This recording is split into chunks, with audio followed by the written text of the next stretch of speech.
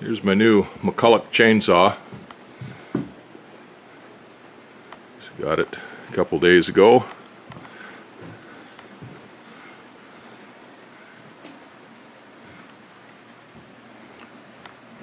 It's a 73, model 73. I haven't tried to run it. I'm not going to try.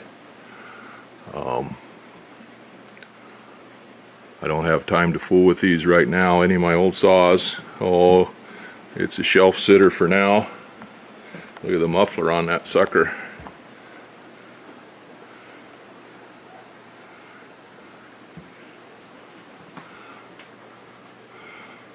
Well, there's the muffler there. This must be the intake. Okay, that's the air filter. That's the muffler. I remember a lot of these old engines didn't have mufflers or air filters on them. It was when they started sucking in debris and getting hot and spitting it out and starting fires that they put mufflers on them in the woods. So there's a big dog on it. Pretty rough compared to the new ones. Got a bar. Well, I'll go to the end of the chain there. I'll give you an idea. So it's a 40-inch bar.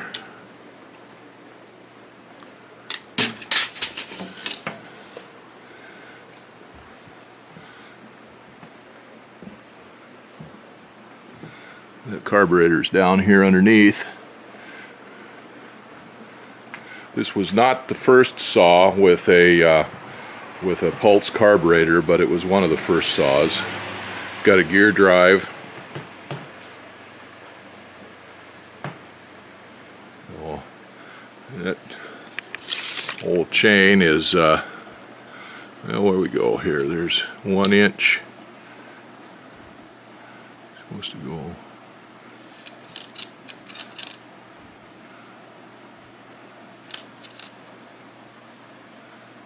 big old chain. It's a new chain. I expected to get an old chain with it, but the guy had a new chain on it. Just barely fits on that bar, but that bar is kind of rusty. So anyway, it's got it's broken down here. The casting there where that handlebar fits in is broken, and the handlebar's been bent. But like I said, I'm not going to worry about it right now. This is one of the saws my dad had started out with when they came out with them, and changed over from the two-man saws to these. He didn't have this very long, and then they came out with he mostly used the direct drive saws, the gear drive saws they used on the coast and back east in the hardwood, and on the coast in the redwoods and the big Doug fir and stuff where they needed the long bars on them. But he never used, when he got into Idaho, he never used anything much over a 42-inch bar. So the direct drive saws with a skip tooth chain or a semi-skip tooth chain worked real good in softwoods and stuff there.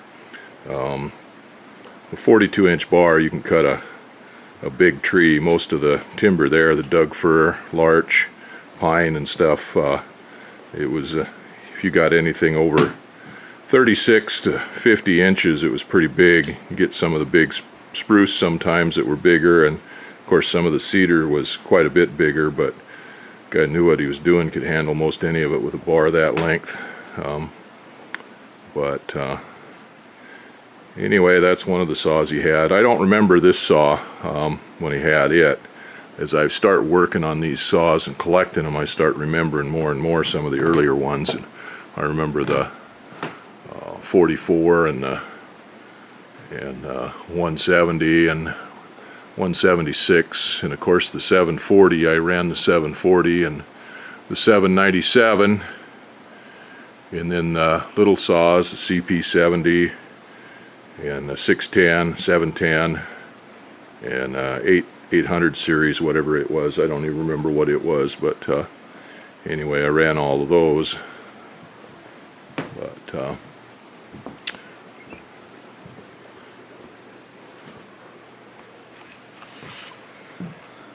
Got a sight glass here for the gear grease, the gear oil.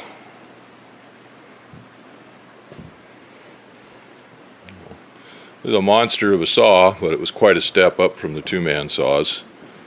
Of course, the 325 was the first, I won't say it's the first one-man saw, but it was the first saw that you could run in any position. Before that, with floats, carburetors on them, you had to just run them vertically like that, or they had a transmission and a clutch on them so you could turn the bar to cut horizontally, or some of them had a carburetor that you could turn to cut in different angles, but you still had gravity flow out of the fuel tank, so that could be a problem.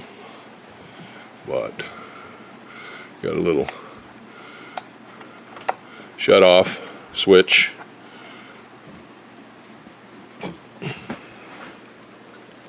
Well, throttle's froze up. That must be the oiler. And you got a switch primer. So, anyway, that's it. That's my new saw.